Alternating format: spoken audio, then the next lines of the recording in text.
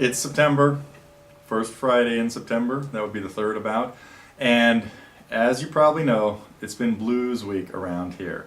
So I had a lot of fun putting together this package of blues tunes, really just, not even tunes, just introduction to the blues. I mean, this is the tip of the iceberg, folks, but we at least got through some stuff talking about 12-bar blues, some common progressions, some kind of common variations, and then also some common ways of playing it with a little shuffle-based rhythm. So hope everybody's got the appetite wet now for that, because there will be more, but gonna have to sit tight a little bit before we get too much further. So we took a look at a few just kind of generic blues progressions that hopefully you figured out a pattern to the names of the two tunes. Let's let that be today's trivia question. And what you think the next piece might be. But there's an interesting connection too. There's a few different connections. Let's see if everybody can get the why they are called what they are called. I shall not even mention it here right now. But let me revisit last week first of all, because we got a few little guesses on what was going on and what was high on my playlist, which I'll get to in just a minute. This is some cool stuff going on the forum with a lot of threads. You know, what are the last 20 tunes on your iPod? Well, the reason last week I played this, wow, sticky today, is because high on my playlist last week was Scott Joplin. I was listening to a lot of Ragtime, and that's a piece that he actually didn't write that part of it. He wrote a part that went, anyway, a little more ragtimey thing, called Heliotrope Bouquet, put together by Louis Chauvin and then and Scott. But Heliotrope Bouquet is what I was playing last week. Sounded a little jazzy, sounded a little bit like Solace from another Joplin piece that was used in the Sting. So anyway, the threads though that were kind of interesting. The what's going on with your iPod. This was fascinating because last week we of course had some stuff going on with people. That's what it was. Bands and artists you'd like to play with. And this week a bunch of great comments and questions have come up. You know, like what is the last 20 songs on your iPod and stuff, or what concerts do you remember going to? I'll tell you, the first one I went to was Crosby, Stills, Nash & Young. They were four-way street tour. It wasn't called that at the time, but when the album came out a little bit later in 1970, I had been to the Oakland Coliseum show of that, and it was really the first show I ever went to as just a wee tyke. Well, as wee as I ever was, I guess. And that was pretty neat, and remember it very distinctly. Even have still a smuggled cassette that I made that day, I think. Shh, don't tell anybody.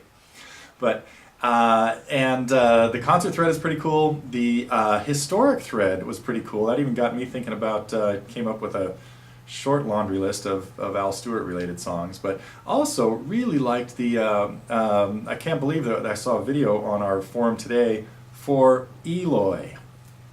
Yes, I do have some Eloy albums, but good job out there. Somebody resurrecting some old-time German progressive rock stuff, and then we also saw some Santana stuff. I really like the videos of Neal Schon videos that have just crossed our forum too. So really cool stuff. I really got to thank everybody for coming up with these great threads that have sparked a lot of just thought and memories. So really cool job on that. So anyway, back to the blues. So what I put together this week for blues tunes was I know people have been asking about that, and I really just wanted to get kind of a brief overview of what's happening and let you get started on it. But we didn't even get to how to play leads yet.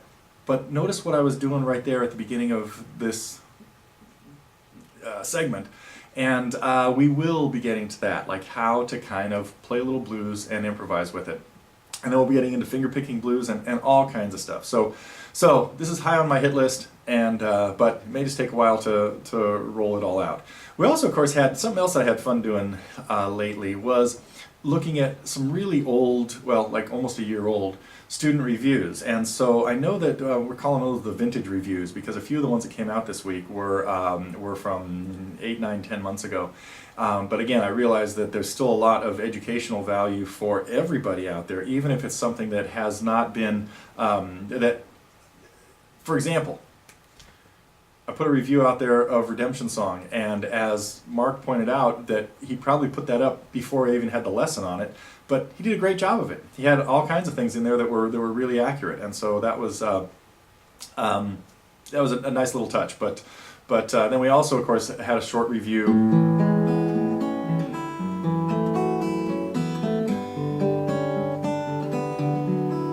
of our latest drip feed lesson. I guess it's about time for us to drip another part of that out, huh? Anyway, I think yeah, that's got to happen. Next week, we got to get on that. So, maybe I haven't shot it yet. I'm not sure. I'm going to have to go back through my records. So, anyway, a lot of cool student reviews. We got a few more coming up. I know everybody's very curious about this one. So, and that's it for now. Monday is a holiday around here, but we will still be pumping out material, I think, for you, and that's here in the States, Labor Day. And oddly enough, you're not supposed to work on Labor Day, but I don't know. What I do for work is so much fun. I will be working on Labor Day. So, and that's it. We'll be back next Friday as well with some of the latest updates. Keep the videos coming in, because really I'm getting a lot more time right now to take a look at them, and I'm enjoying reviewing them. So keep up the good work and the great threads on the forum, and I will see you guys next week.